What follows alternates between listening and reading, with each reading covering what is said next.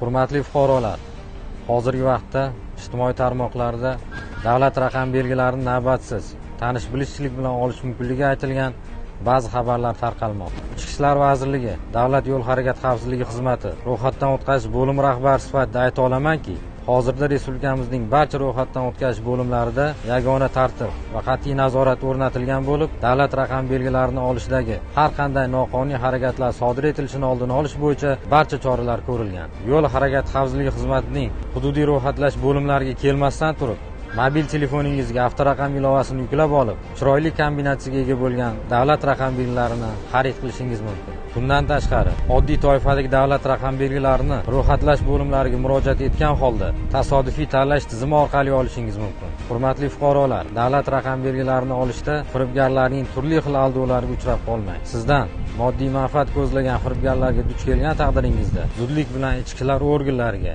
yoki 102 qisqa raqamlarga murojaat qilishingizni so'raymiz. Yanada to'liqroq ma'lumot olish uchun hududiy yo'l harakati xavfsizligi boshqarmalarining kol markazlariga qo'ng'iroq qilib, huquqiy maslahat olishingiz mumkin.